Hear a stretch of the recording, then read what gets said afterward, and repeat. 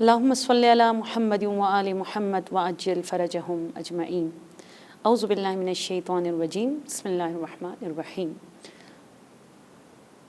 السلام عليك يا أبا عبد الله، السلام عليك يا ابن رسول الله، السلام عليك يا ابن أمير المؤمنين وابن السيد الوصيين، السلام عليك يا ابن فاطمة الزهراء سيدة النساء العالمين، السلام عليك أيها الإمام المظلوم، أيها الإمام الغريب، أيها الإمام الشهيد، يا أبا عبد الله، يا وجيها عند الله اشفع لنا عند الله. ماہ محرم الحرام، ماہ سفر کی عزاداری، آپ کا رونا، آپ کا رلانا، آپ کا فرش عزا بچھانا، فرش عزا پہ بیٹھنا، آپ کے گھروں میں نوحہ لگانا، ڈرائیونگ کے دوران بچوں کو نوحہ سنانا اور سیاہ پوش بن کر آج بقی کی وہ غریب بی بی جو کبھی کربلا دیکھتی ہے تو کبھی شام جاتی ہے تو کبھی نجف جاتی ہے تو کبھی پہلو میں سوئے ہوئے حسن اور سید سجاد اور مولا باقر اور مولا جعفر صادق کی قبر پر حاضری دینے والی بی بی اپنے بارگاہ میں قبول فرما دی. اور آپ کا یہ رونا، آپ کے آنسو، جناب سیدہ اپنی رومال میں ان آنسوؤں کو جگہ عطا فرما دے اور ہم سب کے مرحومین کو جناب سیدہ کی شفاعت اور نور سیدہ سے ان سب کے قبور کو نورانی فرما دے. عاشورہ کے اشعار، عاشورہ کے سلوگنز اور عاشورہ میں جو اصحاب سید الشہداء جنہوں نے سمعاً و طاعتاً من تن دھن کے ساتھ دین کی حمایت کی، ان رجس کی تشریح ہم اس پروگرام میں کر رہے تھے. اور باب الحوائج حضرت عباس علیہ السلام کا وہ خوبصورت رجز جس میں آپ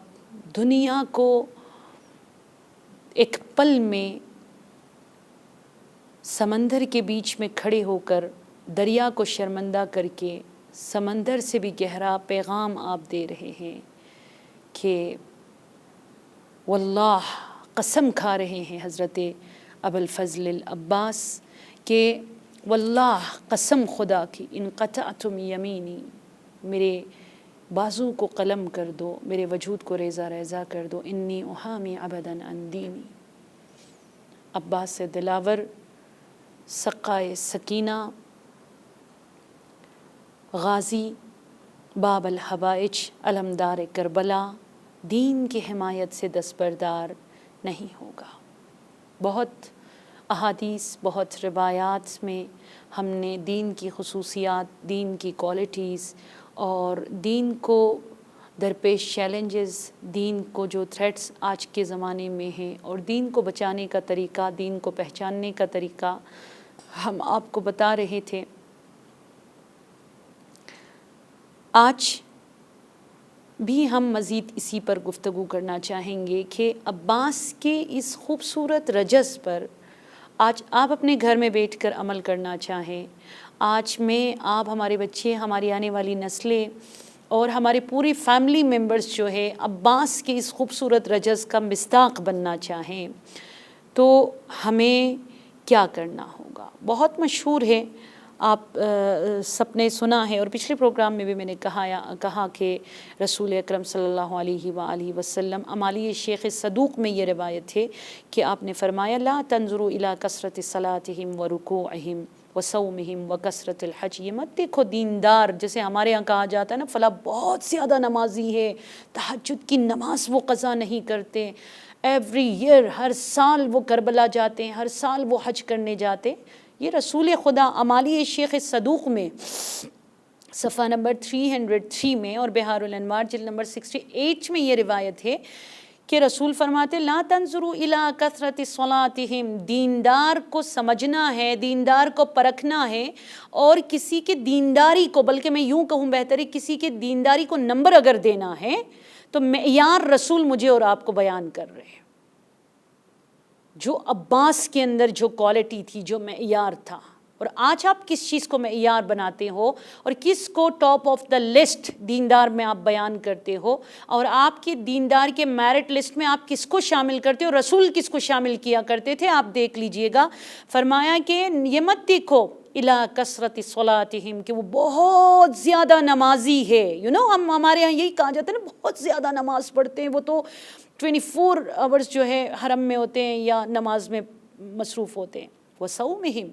یہ مت دیکھو کہ پورے سال میں وہ کس قدر زیادہ روزہ رکھتے ہیں، یہ اس کا اور خدا کا معاملہ ہے۔ دیکھیے میں کسی کو اس حوالے سے کچھ نہیں کہنا چاہوں گی، ایک کاش کہ عمل، اخلاق، رفتار، کردار اس کے ساتھ اب اگر یہ کرو تو نور علی نور ہے۔ وکثرت الحج،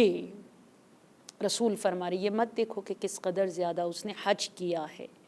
والمعروف، کتنی اس نے فاؤنڈیشنز کھولے ہیں، کتنی اس نے مسجدیں بنائی ہیں، کتنے ایسے لوگ ہیں جنہوں نے مسجدیں بنائی ہیں، امام بارگاہ بنا لیے ہیں، لیکن کسی اور کا حق کھا کر بیٹھے ہوئے ہیں، کتنے لوگ ان کے وجہ سے جیلوں میں چلے گئے ہیں۔ آپ کیا سمجھتے ہیں کہ اب واقعی خدا انصاف کرے گا، یعنی صرف اور صرف اس میرٹ پر ان کو حسینی عزادار یا ان کو وہ مقام عطا کرے گا؟ رسول فرما رہے یہ وَطَنْطَنَتِهِمْ بِاللَّيْلِ، یہ مت دیکھو کہ تہجد کی نماز وہ کتنے زیادہ پڑھتے ہیں، وَلَٰكِنْ انظُرُوا إِلَىٰ صِدْقِ الْحَدِيثِ وَأَدَاءِ الْأَمَانَةِ، یہ دیکھو کس طرح وہ سچوں کے ساتھ دیتے ہیں، کس قدر وہ سچا ہے، اپنے اوپر بات آ بھی جائے سچ کا ساتھ دے، نقصان ہو تب بھی سچ کا ساتھ دے، وَأَدَاءِ الْأَمَانَةِ، اور امانت میں خیانت جو نہ کرے۔ تو یہ ہے دیندار کی علامت رسول اکرم صلی اللہ علیہ وآلہ وسلم کے نظر میں۔ اور آپ دیکھ لیجئے گا جنگ صفین میں، جنگ جمل میں سب متہجدین تھے، سب قاریان قرآن تھے۔ ایون اسی کربلا میں آپ دیکھ لیں کہ لشکر عمر سعد میں شب عاشور کہتے ہیں شہد کی مکھی یعنی ہنی کی آواز جیسے آ رہی تھی، قریب جا کر مسلم محمد ابن مسلم کہتے ہیں میں نے دیکھا تو سب قرآن کی تلاوت میں مصروف تھے کہ پروردگار اس قرآن کا واسطہ ہے، کل حسین کی قتل میں ہمیں ہماری مدد فرما دے، کل زینب کی اسیری میں ہماری مدد فرما دے۔ سب معیار یہ چیزیں عزیزان من نہیں ہیں۔ وہ قاری قرآن آپ سب نے سنا ہوگا جو ایک رات امیر المؤمنین حضرت علی علیہ السلام کوفہ کے گلیوں میں مالک اشتر کے ساتھ اور کمیل ابن زیاد، خدا آپ سب کو نصیب فرما دے ان کی زیارت اور ان کے دعا کو سمجھنا اور پڑھنا، کہ آپ ان کے ساتھ جو ہے تشریف لے جا رہے ہوتے ہیں مسجد کوفہ کی طرف آدھی رات کو، بہت خوبصورت روحانی انداز میں ایک قاری قرآن کی تلاوت کی آواز آتی ہے۔ آپ نے بھی دیکھا ہوگا کچھ لوگ بہت خوبصورت قرآن کی تلاوت کرتے، انسان کا ایمان تازہ ہو جاتا ہے، آپ کا دل چاہتا ہے کہ آپ بس یہ ٹائم نہ گزرے اور آپ اسی طرح اس قاری کی تلاوت کو سنتے رہو، دعا کو سنتے رہو، سکون ملتا ہے۔ کمیل نے مولا کو اشارہ کیا، مولا بہت خوبصورت انداز میں قرآن کی تلاوت کر رہے ہیں، خدا اس کو پاداش دے، خدا اس کو اجر دے، کچھ دیر یہاں پر بیٹھے ہم بھی سنیں اس کی تلاوت کو۔ لیکن اتفاق سے مولا الموحدین نے فرمایا کمیل یہاں سے سپیڈلی چلو، یہاں سے تیزی کے ساتھ چلے، یہاں آہستہ قدم نہیں اٹھانا ہے۔ کمیل کی سمجھ میں بات نہیں آئی، بٹ دل میں یہ خیال آیا کہ وجہ کیا ہے، اس قدر خوبصورت انداز میں تلاوت میں مولا نے کہا کہ یہاں سے فرمایا کہ سپیڈلی چلے۔ اچھا، جنگ صفین میں کمیل کہتے ہیں کہ میں تو وہ بات بھول گیا تھا، جنگ نہروان میں ہم لوگ میدان میں امام علی علیہ السلام کے ساتھ میدان جنگ میں قدم اٹھا کر بس جیسے قدم زنی کرتے ہیں، واک کرتے ہیں، رات کو چل رہے تھے۔ امیر المؤمنین حضرت علی علیہ السلام ایک جنازے کے قریب پہنچے جس کا جنازہ جو ہے آدھا جسم جو ہے اس کا پانی میں تھا اور آدھا خشکی پہ تھا۔ تو امام علیہ السلام نے نیام سے تلوار نکال لی اور اس کے بعد جو ہے اس کے سر پر وہ تلوار امام نے رکھی اور فرمایا کمیل اس شخص کو جانتے ہو؟ کمیل نے کہا یہ اپنا نہیں میرے مولا میں نہیں جانتا۔ امام نے فرمایا یہ وہی قاری ہے جو رات کی تاریکی میں جس کی تنین اور خوبصورت آواز میں تلاوت کو سن کر تم نے مجھ سے کہا آہستہ چلے، اور میں نے تم سے کہا اسپیڈلی، تیزی سے یہاں سے چلے، جس نے تمہارے دل کو جذب کیا تھا اپنی آواز کی خوبصورتی کے ساتھ۔ انسانوں کے ظاہر کو دیکھ کر کبھی بھی ڈیسیجن مت لیا کرے، ڈیسائیڈ نہ کرے اس کے حوالے سے کہ وہ کیا چیز ہے۔ آپ کو اسی طرح کسی کے ظاہر کو دیکھ کر نمبر دینے کا حق نہیں ہے۔ ابھی یاد آیا تو یہ بھی ساتھ بتاتی چلوں، سعدی بہت معروف اور مشہور شاعر ہے ایران کا، اس کو جو ہے بادشاہ وقت نے دعوت دی، پٹے پرانے سادے سمپل لباس میں جو ہے وہ دعوت پہ چلا گیا، تو جو گارڈز تھے مین انٹرنس پہ، انہوں نے کہا تم جیسے غریبوں کی یہاں گنجائش نہیں ہے، یہاں آج سعدی کو دعوت دے دی گئی ہے، یہاں تو بڑے بڑے لوگوں کو، بڑے نامور شخصیات کو آج دعوت دی ہے، تم جیسے غریبوں کی جگہ نہیں ہے، جاؤ یہاں سے واپس چلے جاؤ۔ اس نے کہا بھائی مجھے دعوت دے دی گئی ہے، مجھے چھوڑو اندر۔ تو اس نے ڈنڈی اٹھا لی، کہا کہ نہیں، تمہارے ظاہر سے لگ رہا ہے تم کس قدر گرے ہوئے انسان ہو، پست ہو، اور بہت زیادہ انسلٹ کی۔ تو اس نے وہ دعوت نامہ دکھا دیا، تو ان کو اندر جانے کی اجازت دے دی گئی، اندر جانے کی اجازت دی۔ سعدی جب محل کے اندر پہنچا، اس پیلس کے اندر پہنچے، دسترخوان شاہانہ انداز میں بہت خوبصورت دسترخوان بچھایا ہوا تھا، اور سب نے کھانا شروع کیا۔ تب لوگوں نے دیکھا کہ سعدی نے کیا کیا، سعدی نے اپنے ایک خوبصورت عبا کو اوڑھ لیا، اور اس کے بعد اپنے ہاتھ کو پیچھے ہٹایا اور عبا کو اس نے پلیٹ کے سامنے رکھا، کہا کہ یہ تمہیں کھانا پیش کر رہے، مجھے نہیں کر رہا ہے۔ بہت خوبصورت ایک امامہ تھا، اس کو اتار کے دسترخوان پہ رکھا، اور اس نے کہا کہ یہ تمہارے شان میں ہیں، تمہارے لیے انہوں نے یہ سب بنایا ہے، میرے لیے نہیں بنایا۔ تو شاہ کو بہت غصہ آیا کہ یہ کیا حرکت ہے۔ وہاں پر سعدی نے یہ میسج دیا کہ یہاں پر ظاہر کو دیکھ کر انسانوں کا احترام کیا جاتا ہے، میرا احترام نہیں، میری عزت نہیں، میری رسپیکٹ نہیں ہے، یہاں اس عبا کی، اس مہنگے امامے کی، اس مہنگے لباس کی عزت ہے، میری اتنی عزت نہیں ہے۔ حضرت عباس مجھے اور آپ کو یہ میسج دے رہے کہ انسانوں کے ظاہر کو دیکھ کر کبھی بھی آپ کو ایماندار یا بے دین ہونے کا فیصلہ کبھی بھی نہیں لینا چاہیے۔ دین کیا ہے شارٹلی بتاتی چلوں۔ امام زین العابدین سید الساجدین امام سجاد علیہ السلام سے آپ کے صحابی نے کہا، یا ابن رسول اللہ اخبرنی بجمیع شرائع الدین، کہ مولا مجھے خبر دے دیجئے۔ بہت اختصار کے ساتھ اس نے کہا مولا مجھے ایک جملے میں، دو جملے میں مجھے آپ بتا دیجئے بجمیع شرائع الدین، کہ ٹوٹل دین کو اگر آپ انٹروڈیوس کرنا چاہو، جیسے کہتے ہیں نا کہ دین کا ایک جھلک مجھے دکھاؤ کہ یہ ہے بھائی دین، تم سمجھو یہ دین ہے کمپلیٹ، وہ مجھے اختصار کے ساتھ بتا دے۔ کیونکہ آپ دیکھ لیں، اچھی بات ہے، یہ پوائنٹ بھی یاد رکھیے گا، کبھی ایک جملے میں آپ کو بہت سارے میسیجز دے دیا جاتا ہے، اور کبھی جو ہے ایک کمپلیٹ سورہ آتا ہے، فار ایگزامپل سورہ مومنون کے نام سے، اور جس میں ہمت ہے وہ بیٹھ کر پڑھیں۔ دعا آپ دیکھ لیجئے، دعائے ابو حمزہ سمالی 12 یا 14 پیجز پر مشتمل ہے، آپ میں ہمت ہے وہ بیٹھ کر پڑھ لیں۔ نہیں تو امام علی علیہ السلام نے صرف ایک جملہ بتایا، اللہم لک صمنا وعلی رزقک افطرنا، خدایا ہمیشہ روزہ اور تیرے ہی رزق سے افطاری ہمیں نصیب فرما دے۔ تو اسی طرح اس شخص نے کہا مولا ایک جملے میں مجھے بتائیے کہ دین کیا ہے۔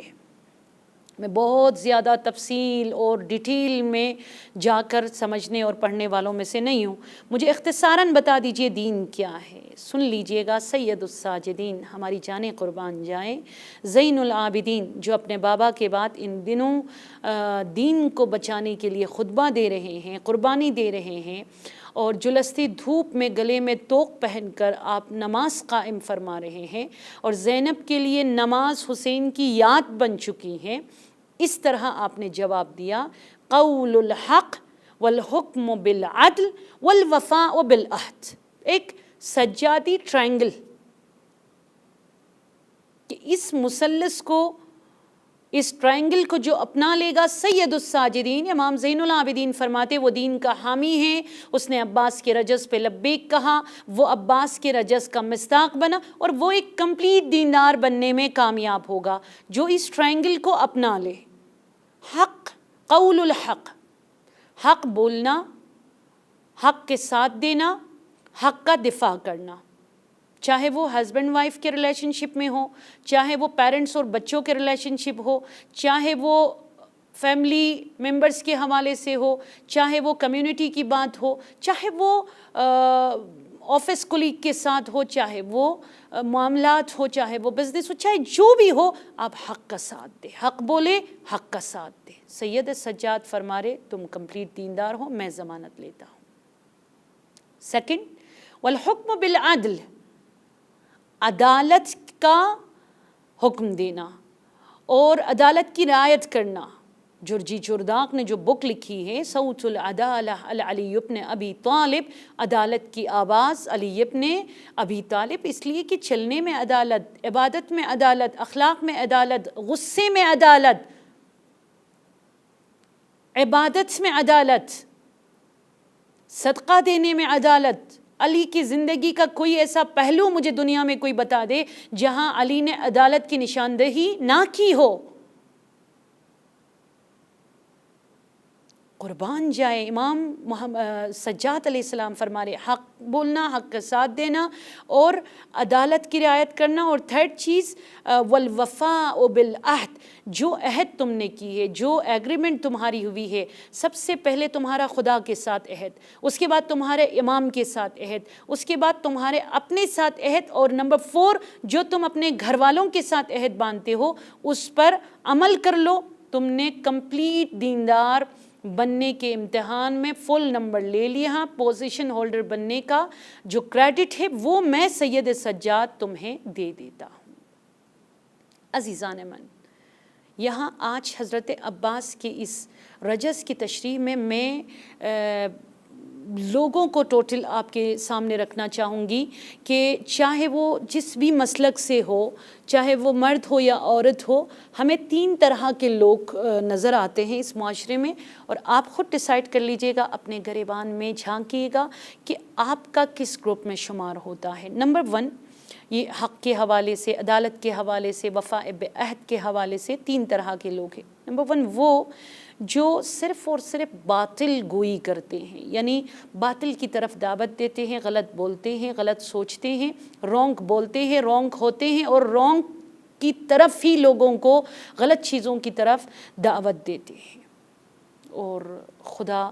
فرماتا ہے کہ ایسے لوگوں کی جائے گاہ جہنم ہے. شریح قاضی،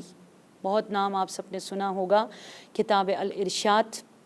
جلد نمبر 2 میں ہیں اور تاریخ الامم والملوک جلد نمبر 5 میں ہے کہ شریح قاضی انہی لوگوں میں سے ایک تھا جس کی قضاوت زبان زد عام اور خاص تھے، بہت مشہور تھا. لیکن یہ کہ یہ غلط بولتا تھا اور یہ کہ غلطیوں کی طرف، غلط چیزوں کی طرف، باطل کی طرف دعوت دیتا تھا. جو ہانی ابن عروہ مسجد کوفہ میں جن کی قبر ہے اور زری ہے اور ہم سب جن کی زیارت کے لیے جاتے ہیں مسلم ابن عقیل کے ساتھ، ان کو زندان میں قیدی کر لیا اور ان کے گھر والے پریشان ہوئے تو پورے کوفے میں لوگوں نے ایک شورش پپا کی کہ ہمیں ہانی کی تلاش ہے. قاضی شریح کے پاس گئے اور ابن زیاد نے قاضی شریح سے کہا کہ تمہیں یہ مال و ملال، یہ سکے، یہ تھیلیاں بھر بھر کے تمہیں جو ہے پیسے تمہیں دے دیا جائے گا. منی بیگس کے نام سے اس کو کئی بیگس دے دیے اور کہا کہ تم صرف ایک بات کرو لوگوں کے بیچ میں جا کر کہ ہانی بالکل ٹھیک ہے اور ہانی کو ہر طرح کے سہولیات فراہم کیا ہوا ہے، کسی چیز کی کمی ہانی کو نہیں ہے. اور یہ خبیث لعین شخص قاضی شریح جاتا ہے کوفے کے لوگوں کے درمیان خطبہ دے کر کہتا ہے میں ابھی مل کر آیا ہوں، وہ بالکل ٹھیک ہے، پرفیکٹ ہے، کسی چیز کی کمی نہیں ہے. اور اسی قاضی شریح کے حکم پر اسی رات زندان میں حضرت ہانی ابن عروہ کے سر کو تن سے جدا کیا جاتا ہے. ایسے خائن لوگ آج بھی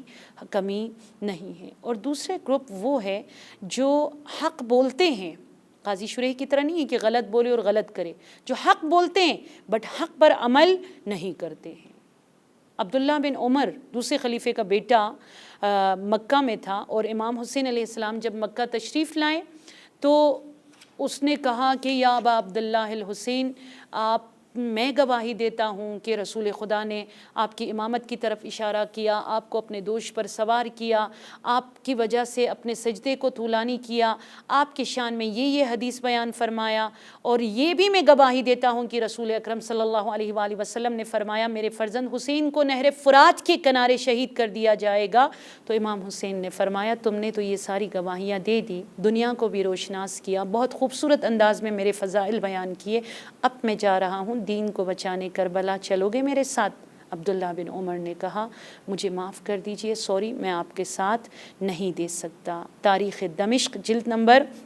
14 صفحہ نمبر 202 اور مقتل الحسین خوارزمی میں یہ واقعہ موجود ہے جلد نمبر 1 میں، کہ عبداللہ بن عمر امام کے ساتھ نہیں دیے، جو سچ بولتے، اچھی بات کرتے لیکن اچھائیوں کو ایکسیپٹ نہیں کرتے۔ اور تھرڈ وہ لوگ ہیں، جو میری دعا ہے آج اس پروگرام کے تمام دیکھنے والے اسی کیٹیگری میں آ جائیں، جو حق بولتے ہیں، جو حق سنتے ہیں اور جو حق پر عمل کرتے ہیں، اور ایسے لوگوں کی کمی نہیں ہے۔ ان میں سے ایک بہترین مثال باب الحوائج حضرت عباس علیہ السلام ہے۔ شب عاشور ابوالفضل العباس کے نام ایک لیٹر آتا ہے، کھول کے دیکھا تو امان نامہ تھا۔ زینب سینے پر ہاتھ رکھ کر دعا کرتی ہے، خدایا جس لشکر میں عباس نہ رہے کیا باقی رہے گا؟ امان نامہ آیا ہے، اب عباس کیا ڈیسیجن لیتا ہے؟ عباس نے اس امان نامے کو کھولا اور اس کو پھاڑ کر چکنا چور کر کے آپ نے دریا میں پھینک دیا اور کہا میں لعنت بیچتا ہوں تمہارے امان نامے پر۔ عباس تا دم مرگ اپنے آخری لحظے تک امامت کا مدافع بنا رہے گا۔ کسی نے کہا عباس کس لیے امان نامہ پھاڑ رہے ہو؟ آپ کو پتہ ہے آپ زندہ رہو نہ رہو، آپ اپنے جان کی نذرانہ دو نہ دو، حسین کو ہم نے قتل کر کے ہی رہنا ہے، تو ضائع جائے گا آپ کی جان۔ آپ کو پتہ ہے حضرت عباس نے کیا جواب دیا؟ عباس نے جواب دیا ہم 72 اصحاب کا کمال یہ ہے، ہم 72 افراد کا کمال یہ ہے کہ وہ حسین جسے صبح 10 بجے شہید ہونا تھا وہ پوسٹ پون کر دیتے ہیں، ڈیلے ہو جاتے ہیں شام 4 بجے تلک۔ امام کو 6 گھنٹے دنیا میں رکھنے کے لیے ہم 72 جانیں نذرانہ پیش کر رہے ہیں، اور یہی ہمارا کمال، یہی ہماری سعادت ہے۔ پروردگارہ حق سننا، حق بولنا اور حق کا ساتھ دینا ہمیں توفیق عطا فرما دے۔ پروردگارہ ہمارے گناہوں کو بخش دے، ہمیں عزاداری کی معرفت عطا فرما دے، جیسے حسین ہمیں دیکھنا چاہتے ہیں ویسے ہی عزادار بنا دے، ہمارے مرحومین کی مغفرت فرما دے، ہمارے مرحومین کو نور سید الشہداء سے ان کے قبور کو منور فرما دے۔ آج عباس دلاور کا واسطہ ہے، ہمیں کربلا کی زیارت نصیب فرما دے، ہمارے بھائیوں کو غیرت عطا فرما دے، ہمارے جو بے روزگار ہیں ان سب کو روزگار عطا فرما دے، جو بیمار ہے بحق بیمار کربلا عباس کے کٹے ہوئے بازو کا واسطہ ہے انہیں شفائے کامل و عاجل عطا فرما دے، رزق حلال میں اتنی برکت کے حرام سے ہمیں بے نیاز فرما دے۔ والسلام علیکم ورحمۃ اللہ وبرکاتہ۔